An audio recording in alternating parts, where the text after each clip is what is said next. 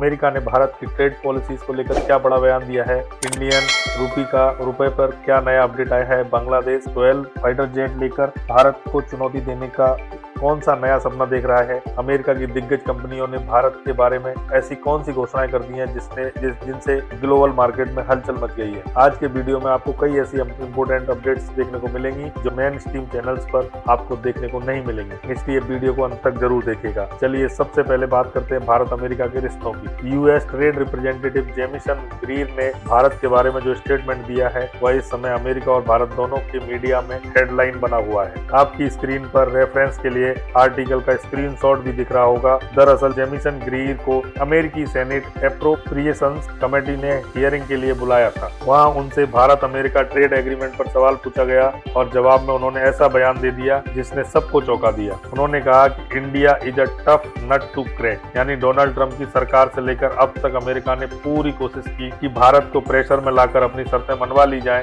लेकिन भारत एक ऐसी टफ नट है जिसे अमेरिका भी क्रैक नहीं कर पा रहा है। साधारण भाषा में ग्रीन ने ये बात कबूल की है कि दुनिया के ज्यादातर देशों ने अमेरिका के सामने झुककर उसकी शर्तें मान ली, लेकिन भारत ने नहीं। भारत कुछ किसानों की फसलें, मीट और डेयरी प्रोडक्ट्स के इंपोर्ट को लेकर अमेरिका को मार्केट की एक्सेस नहीं दे रहा है और इस पर भारत लगातार सख्त रुख अपनाए हुए है। ग्रीन ने यह भी कहा कि अमेरिका की टीम इस समय भारत में मौजूद है। भारत ने जो ऑफर्स दिए हैं वे अब तक के सबसे बेहतरीन ऑफर्स हैं, यानी आने वाले दिनों में कोई पॉजिटिव खबर भी निकल सकती है। इसके बावजूद जब पूरी दुनिया में 50% से ज्यादा टैरिफ भारत के ऊपर लदे हुए हैं, भारत अमेरिका के प्रेशर में नहीं आ रहा। ये वही अमेरिका है जिसके ऑफिशियल्स खुद मान रहे हैं कि भारत पूरी मजबूती से अपने हितों के लिए खड़ा है। अब बढ़ते हैं अगले अपडेट की ओर। इंडियन रुपीज पर जो नया अपडेट आ रहा है उसे जानते हैं। आपकी स्क्रीन पर रेफरेंस का आर्टिकल है। हाल ही में इंडियन रुपी डॉलर के मुकाबले कमजोर हुआ है और 90 के आसपास से ट्रेड कर रहा है, लेकिन हैरानी की बात यह है कि इस बार आरबीआई ने फैसला किया है कि वह रुपी को कुछ समय तक मार्केट के अनुसार ही मूव करने देगा और ज्यादा इंटरवीन नहीं करेगा। आमतौर पर जब रुपी तेजी से गिरता है तो आरबीआई मार्केट में उतरकर डॉलर बेचता है ताकि डॉलर की सप्लाई बढ़े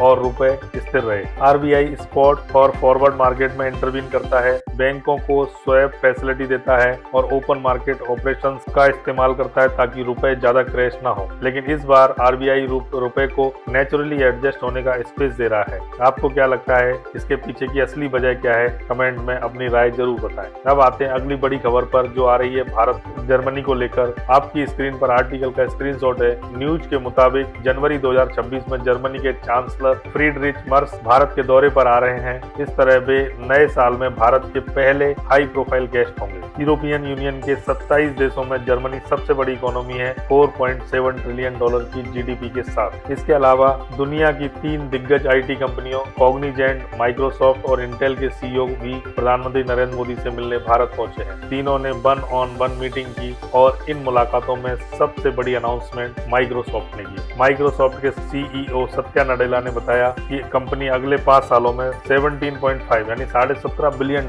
भारत में इन्वेस्ट करेगी। 2030 से पहले यह इन्वेस्टमेंट पूरी कर दी जाएगी और इसमें एआई इंफ्रास्ट्रक्चर, स्किलिंग और डिजिटल पब्लिक सिस्टम पर बड़ा खर्च होगा। साल 2026 से पहले ही $3 बिलियन का निवेश का टारगेट रखा गया है। गूगल पहले ही भारत में $15 बिलियन इन्वेस्टमेंट अनाउंस कर चुका है, लेकिन असली हाइप ले ली है अमेजन ने, जो हमारी रोजमर्रा की ऑनलाइन शॉपिंग का बड़ा हिस्सा है। आज अमेजन ने अनाउंस किया है कि अगले 5 सालों में वह भारत में $35 बिलियन इन्वेस्ट करेगा, यानी माइक्रोसॉफ्ट की इन्वेस्टमेंट का लगभग दोगुना। अमेजन सिर्फ ई कॉमर्स में नहीं बल्कि क्लाउड और मीडिया सेगमेंट में भी भारत में अपना बड़ा एक्सपेंशन कर रहा है। कंपनी ने कहा है कि भारत उनके लिए सबसे तेजी से बढ़ती मार्केट है और वे 3 मुख्य पिलर्स पर काम करेंगे: AI driven digitisation, export growth और जॉब क्रिएशन। अमेजन का दावा है कि वह भारत में अब तक $40 बिलियन की इन्वेस्टमेंट कर चुका है और इस नई इन्वेस्टमेंट से लाखों नई नौकरियां पैदा होंगी। पिछले 1 साल में भारत को लेकर कुल $बिलियन इन्वेस्टमेंट कमिटमेंट्स लगातार बढ़ते जा रहे हैं।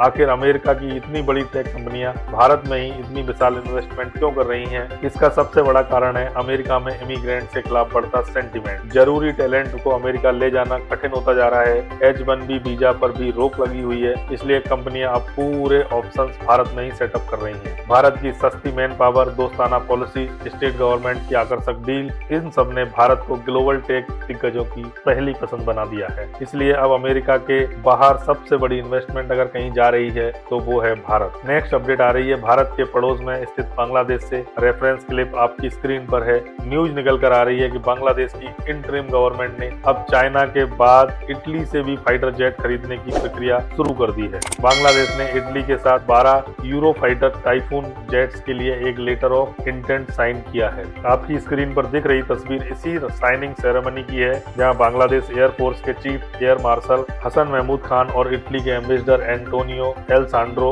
मौजूद थे। अब बांग्लादेश के लोग इसे ऐसे सेलिब्रेट कर रहे हैं जैसे फाइटर जेट्स कल ही फ्लाइट से ही ढाका उतरने वाले हों। लेकिन असली बात यह है कि लेटर ऑफ इंटेंट कोई फाइनल डील नहीं होता। यह लीगल कॉन्ट्रैक्ट नहीं है, सिर्फ एक संकेत होता है कि देश यह हथियार खरीदने में दिलचस्पी रखता है। लेटर ऑफ इंटेंट के बाद कई राउंड्स की बातचीत होती है, कीमत तय होगी, सपोर्ट, मेंटेनेंस, रिपेयर्स पर बातचीत होगी, पेमेंट स्ट्रक्चर बनेगा, डिलीवरी टाइम फाइनल होगी, तब जाकर फाइनल डील साइन होती है। अब यूरो फाइटर टाइफून एक जबरदस्त मल्टी रोल फाइटर जेट है। भारत के MMRCA 2.0 में भी इसने पार्टिसिपेट किया था। लेकिन यहाँ एक बड़ा सवाल उठता है, चाइना वाली डील का क्या हुआ? कुछ समय पहले खबर आई थी कि बांग्लादेश चाइना से 20 J-10CE फाइटर जेट्स खरीदने के लिए $2.2 बिलियन की डील साइन करने वाला है। लेकिन ना LOI आया, ना कॉन्ट्रैक्ट, और अचानक इटली से डील साइन हो गई। क्या चाइना वाली डील ठंडी पड़ गई? क्या बांग्लादेश ने चाइना से पीछे हटना शुरू कर दिया है? यह सब अभी क्लियर नहीं है। अब बड़ा सवाल है, क्या बांग्लादेश के पास इतने पैसे भी हैं? क्योंकि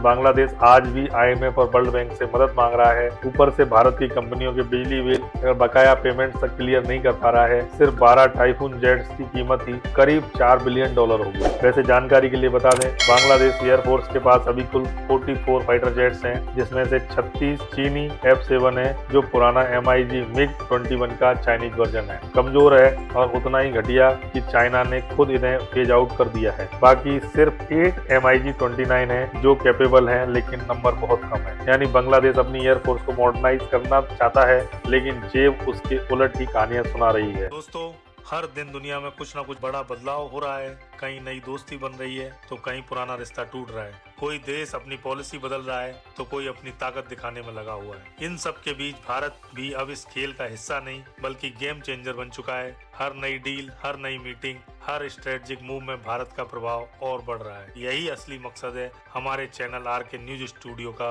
आप तक पहुंचाना वो खबरें जो सिर्फ सुर्खियां नहीं बल्कि भारत की वैश्विक ताकत की असली तस्वीर दिखाती है। यहाँ हम बात करते हैं जियोपॉलिटिक्स की गहराई की, डिफेंस की मजबूती की और उन फैसलों की जो भारत के कल को आकार दे रहे हैं। हम किसी एजेंडा के लिए नहीं बल्कि सच्चाई और समझदारी के साथ हर अपडेट को विश्लेषण करते हैं। अगर आप चाहते हैं कि भारत से जुड़ी हर बड़ी खबर सबसे पहले और सबसे सटीक रूप से आप तक पहुंचे, तो इस वीडियो को लाइक करें और RK न्यूज स्टूडियो को सब्सक्राइब करके बेल नोटिफिकेशन ऑन करना मत भूलिए। आपका एक क्लिक सिर्फ सपोर्ट नहीं बल्कि हमारे इस मिशन में आपका साथ है, जिसका नाम है भारत को समझना और भारत को आगे बढ़ाना। धन्यवाद दोस्तों। जय हिंद, वंदे मातरम।